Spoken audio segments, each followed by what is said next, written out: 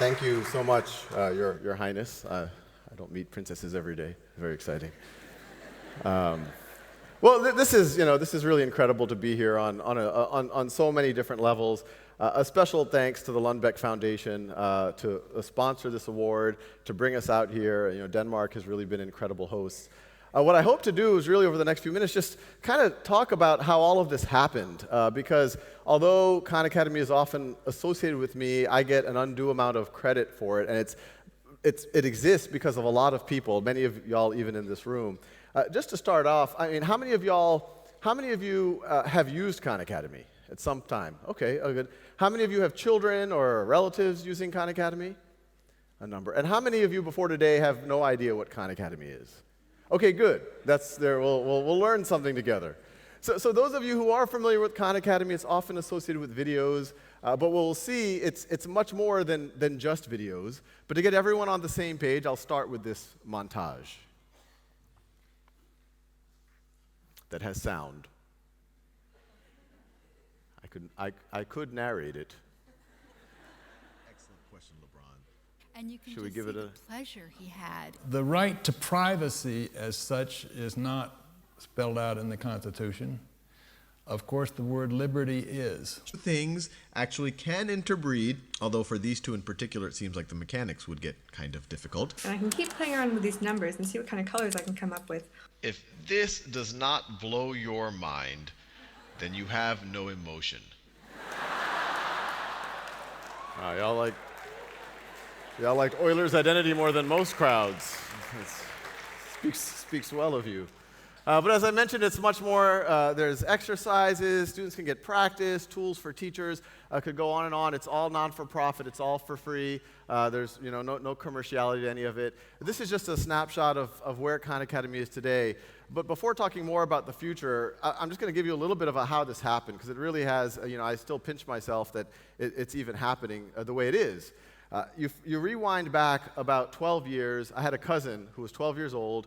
She was having trouble with math. Because of that, she was being placed into a slower math class. I offered to tutor her. She accepts. Her name's Nadia. And long story short, she was in a different city. I was in Boston. She was in New Orleans. I tutor her remotely. Slowly but surely, she gets caught up with her class. Then she gets actually a little bit ahead of her class. At that point, I become what I call a tiger cousin. And I call up her school. Teachers love these calls. And I said, I really think Nadia Rahman should retake that placement exam from last year. And they said, who are you? And I said, I'm her cousin. And surprisingly, they let her retake that test. And the same Nadia that was being placed into a remedial math class was then put into an advanced math class. So I was hooked, a little small intervention on my part, and it helped my cousin. So then I started working with her younger brothers. And then over the next 2 years, my family, we move out to Northern California. But more important to this story, word gets around the family that free tutoring is going on. And I find myself every day after work working with 10, 15 cousins, family, friends all over the country. And the first Khan Academy had nothing to do with videos. I was actually writing the exercises to fill in gaps in their knowledge. And I was showing this off at a dinner party, and the host of the party says, well, this is cool, Sal, but how are you scaling your actual lessons? And I said, Zuli, his name's Zuli, I said, it's actually difficult to do with 15 cousins what I was originally doing with 1 or 2. And he says, well, I have an idea. Why don't you record your lessons as videos and upload them onto YouTube for your cousins? And I immediately said, no, that's a horrible idea. YouTube is for cats playing piano, not serious mathematics. But I went home that weekend. I got over the idea that it wasn't my idea. And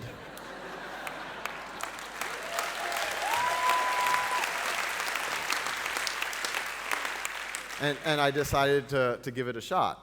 And those first things were just things my cousins were having difficulty with. I started telling them, why don't you watch these ahead of time, and then when we get on the phone, we can dig deeper. And then famously, after about a month, I asked them for feedback, and they said that they liked me better on YouTube than in person. And at first, that's a little bit counterintuitive, but we've all been there. You're trying to learn something for the first time. It's stressful. You don't want to admit that you forgot some of your elementary math, or it's in the middle of the night and there's no one there who could help you. And so I took that as positive feedback. I kept going, and it soon became clear that people who are not my cousins were watching. And at first, I see the view count go up. Then I start to see comments come in. Some of those early comments were just simple thank yous. Even that I thought was a pretty big deal. Most of the comments on YouTube are not thank you. They're a little bit edgier. But then they got more intense. This is how I was able to pass my algebra class. This is the reason why I'm able to go back to college as a retired soldier. In the early days, I got a letter from a mother. I brought my wife over. I was like, this is incredible. She said that her sons had a learning disability, and these were the only ways that they were able to keep up with their class. And because of that, her and her entire family were praying for me and my entire family every night. And, that was incredible by itself, but it was especially strange for me. You have to remember, my day job, I was working as an analyst at a hedge fund. I was not used to people praying for me.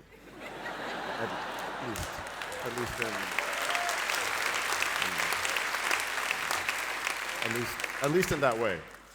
So anyway, you fast forward to 2009. It seemed like something real was here. I sat down with my wife. We had a little bit of a savings, essentially for a down payment on a house. Our first child had just been born. But I decided to take the plunge to say, hey, let's see if we can turn this into a real foundation, a real non-for-profit.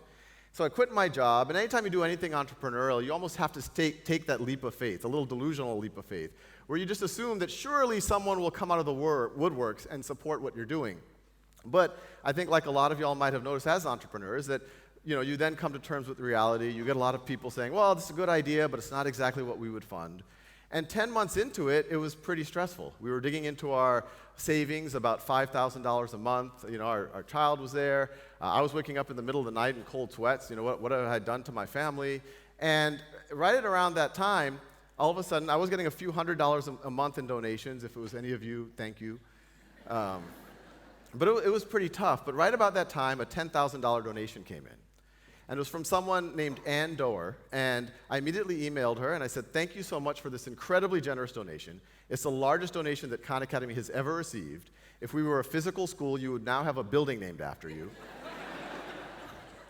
And Ann immediately responds back, says, well, I use it myself, I use it with my daughters, I want to learn more about what you're doing. So the next week, we're having lunch at an Indian buffet restaurant, and Ann asks me, what's your goal? And I said, when I filled out the paperwork to be a public charity, I wrote a free world-class education for anyone, anywhere. And Ann said, well, that's ambitious. How do you see yourself doing that? And I told her, no, to be clear, it's a mission statement. I don't plan on just being able to do it this weekend and then move on to healthcare or something. But I showed her, I used to have this notebook of testimonials from around the world. I showed her the view count. I showed her these screenshots of the software, how it would be about practice and whatever else, and tools for teachers, and internationalize it. And Ann said, well, you've made a surprising amount of progress. I only have one question. How are you supporting yourself? And in as proud of a way as possible, I said, I'm not. And so she registers that. We part ways. 10 minutes later, I'm driving into my driveway, and I get a text message from Ann. And it says, you really need to be supporting yourself. I've just wired you $100,000.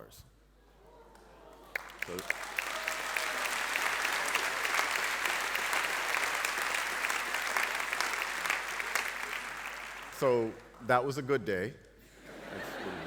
A little bit. And then, frankly, it was the beginning of a cascade of crazier and crazier events. A month later, I was running a little summer camp. I literally had a trading floor of middle school students. I was running this market simulation. And then all of a sudden, in the midst of that, I started getting text messages from Ann, which you could imagine I now take very seriously. And there was 5 or 6 of them. It wasn't clear what order they came in. But they essentially read, this is Ann writing, I'm at the Aspen Ideas Festival. I'm in the main pavilion, thousands of people. Bill Gates on stage, last 5 minutes talking about Khan Academy. So I didn't know what to make of this. I immediately boot the nearest 7th grader off of a computer, and I start looking for some evidence of this thing that Ann is talking about. And after about 5 minutes, I was actually able to find video footage, and this is what I saw. There's a new website that I've just been using with my kids recently called Khan Academy, K-H-A-N. Just one guy doing some unbelievable 15-minute tutorials. My favorite vignette is that guy, Salman Khan. He was a hedge fund guy. Making lots of money, and he quit to do these little web videos. And so we have moved, I'd say, about 160 IQ points from the hedge fund category into the teaching many people in a leveraged way category. So that was a good day, the day that his wife let him quit his job.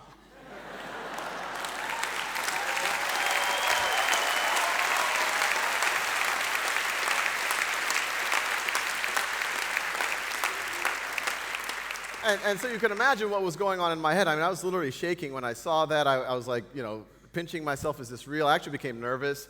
Those videos were for Nadia, not Bill Gates. And then I went home. I remember having dinner with my wife, and I told her about this, and I said, well, what do I do now? What's the protocol? Do I call him? assuming he's not listed. And they left me in that limbo state for about 2 weeks. 2 weeks later, I'm in my walk-in closet, which was the headquarters of Khan Academy, and I'm about to record a video, and my cell phone rings. I see it's a Seattle number. I answer it. Hello? Hi, this is Larry Cohen. I'm Bill Gates' chief of staff. You might have heard that Bill's a fan. Yeah, I heard that. And if you're free over the next few weeks, we would love to fly you up and see ways that we could work together. And I was looking at my calendar for the month. Completely blank. So I said, yeah, I've got to cut my nails, do some laundry, but I think I can fly up to Seattle and meet with Bill. So we had that meeting, and it was eerily similar to the meeting with Ann. And around the same time, some folks from Google reached out, asked the same questions. What would you do? What's the vision here? And I said, translate it, tools for teachers, exercises across subjects and grades, localize it, make it available to someone if they just have a low-cost device. If you're a young girl in a slum in Calcutta, that if you have access to no school, that you could self-educate yourself. And if you ideally do have access to a school, that we can supercharge that classroom, make it more personalized, free up the teacher to do more human engagement. And so that's what we started working on. So all of a sudden, in 2010, we had that first support to become a real organization. And what we immediately started working on is this exercise platform, which is really this idea of allowing students to take ownership of their learning, to start wherever they are, whether you're in a refugee camp or you're in a slum in some city, or whether you're Bill Gates' children, and fill in all of those gaps so that you don't eventually hit a wall in algebra, not because you're not bright or because algebra is difficult. It's because you have those gaps, those Swiss cheese holes in your knowledge that we want to help people actually fill. So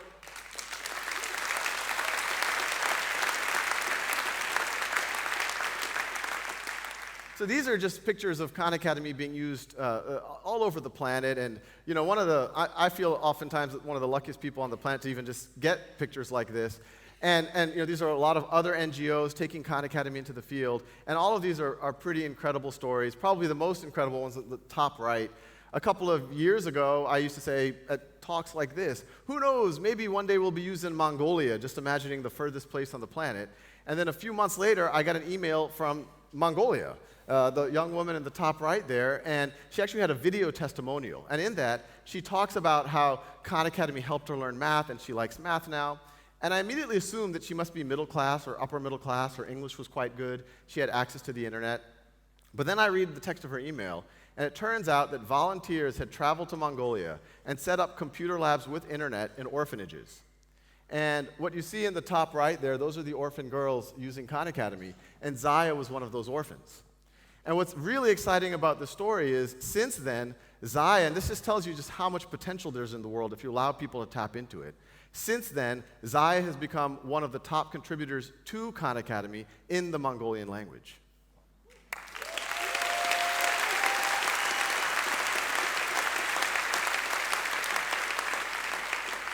So these are just some snapshots of all of the different portals that we're trying to create around the world. It's being translated into over 30 languages, where these are some of the major regions, and we're trying to make it so over the next 5 or 10 years, it's accessible to every student on the planet.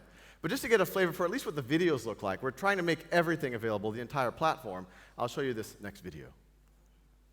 Me comí 2 cuartos de pizza. L'hypoténuse commune, ok. 7, 13, 15 और मैं इस हाथ से इस block को धकेलने की कोशिश कर रहा हूँ इस डायरेक्शन में. توجد قطعتين من معدن النحاس والزنك. P R به توان 2 ضرب داره. הגיעה הנקודה שבה שוק הסיום של הזווית חותכת את מעגל היחידה. ili muweze kuelewa na kuweza. Into yokuqala ekufuneka siyazi kukuba kubani 16 bölü 16 1'e eşittir. Muitas outras coisas importantes. I'm Zaya from Mongolia. Your videos are so interesting and funny. Make more lessons.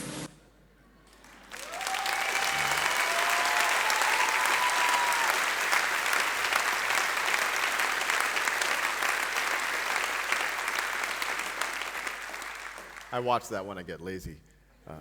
So these are just more pictures of Khan Academy being used throughout the world. And, I'll just finish off, especially given the context that we're here today, with a little bit of a thought experiment.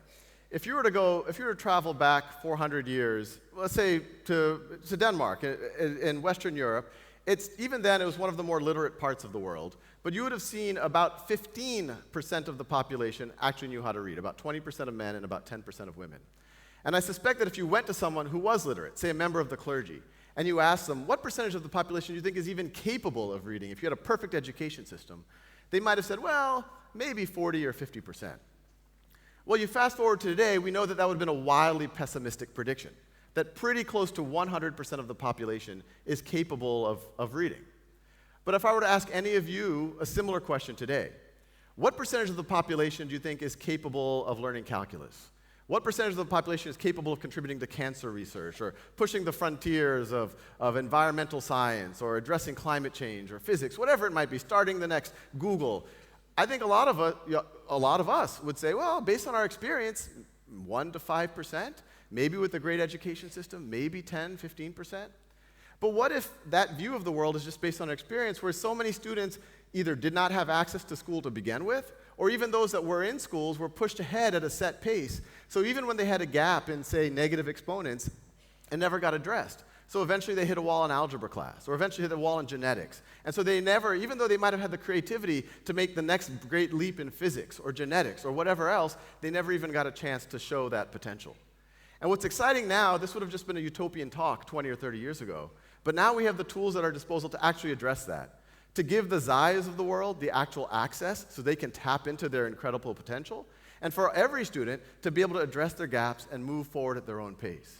And what's really neat is that together, we could accelerate the rate of change in everything in a very positive ways, medical discoveries, positive political change, whatever it might be. And in doing so, we actually have a chance, and this would have seemed like science fiction only a few years ago, of this idea of every human being able to learn whatever they want at whatever level that they have the aspiration to go to, that actually can be a fundamental human right. Thank you.